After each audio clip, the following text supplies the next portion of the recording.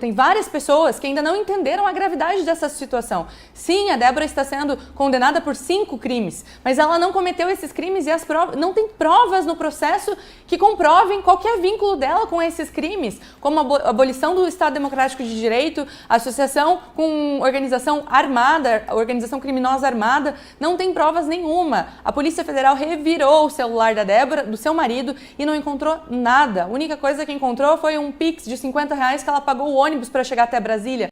Nada além disso. Ela está sendo condenada a 5 crimes. Ela escreveu "Perdeu o Mané" na estátua, que, enfim, não foi nem ideia dela. Ela conta que foi uma pessoa que sugeriu para ela escrever e ela tinha uma letra mais bonita e escreveu. Mas isso não é um mérito também. Se fosse ideia dela ou se não fosse, não é um problema você escrever numa estátua. Isso foi limpo com água e sabão. No dia seguinte, ela ficou 2 anos na cadeia e está sendo condenada para 14 anos. Isso é um grande absurdo e mais absurdo que as pessoas não sabem.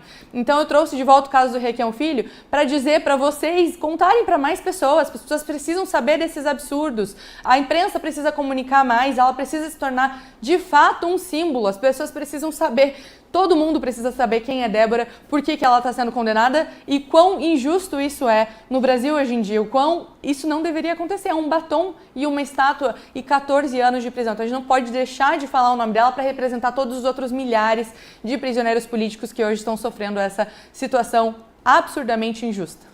É isso aí, Anny. Os advogados da Débora estão recorrendo, pedindo a manutenção da prisão domiciliar, e a gente sempre faz questão de lembrar que essa frase que ela está sendo acusada de ter escrito na estátua é do Luiz Roberto Barroso, "Perdeu o Mané, não a mola", que disse também: "Vencemos o bolsonarismo", não é, Cris? E um detalhe, essa frase do "perdeu o Mané, não a mola", essa fala foi dita pelo Barroso em Nova York, num evento junto com Gilmar Mendes, Ricardo Lewandowski, que é ministro do governo Lula, toda essa turma aí que desde muito tempo está julgando essas pessoas, não é mesmo, Cris?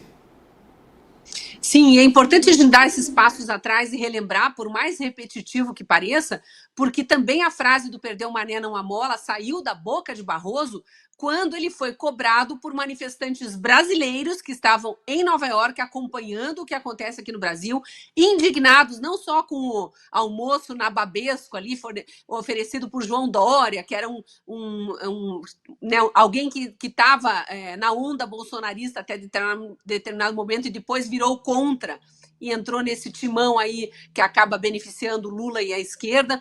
Mas o que era esse almoço aí? Era um regabofe de empresários com ministros do STF, e a gente sempre sabe o que sai desses encontros. Os manifestantes brasileiros estavam ali, o rapaz que aborda Barroso especificamente, de forma educada, como prevê a lei brasileira, mas também respeitando as leis americanas, se manifestando sem obstruir trânsito, sem atrapalhar ninguém, mas cobrando o quê?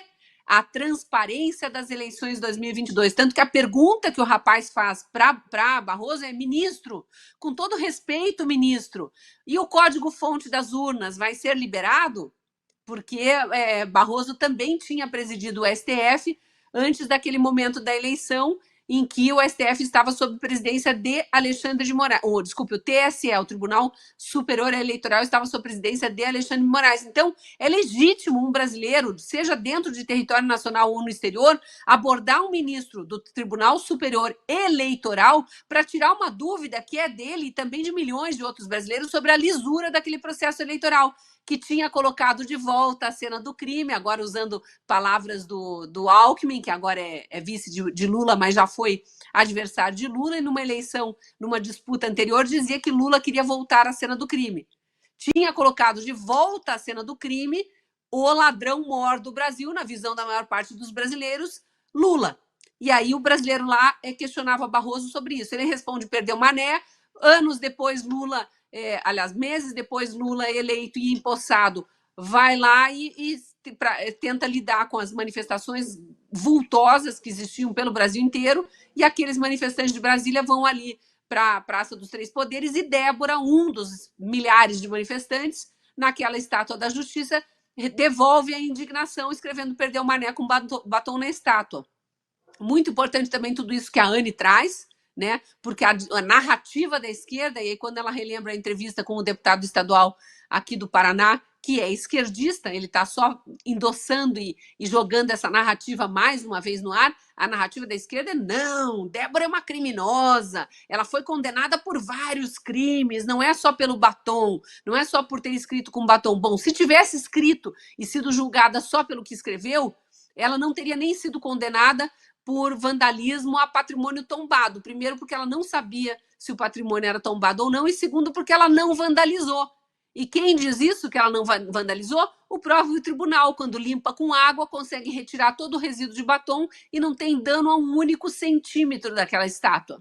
Então, não, ela não vandalizou. Ela pode ter cometido uma afronta à justiça, daí tem que achar um outro artigo no Código Penal aí para tentar atribuir alguma culpa a ela, mas aqui com o meu comentário de leigo, né, mas do que eu acompanho, e acompanho muito a fundo o judiciário há décadas, não existe crime ali, e também já ouvi inúmeros juristas e advogados falando o mesmo. Ali não existe crime nem de vandalismo a patrimônio tombado. Por quê? Porque o vandalismo não se configurou. Talvez, como eu disse, um outro enquadramento em outro trecho da lei.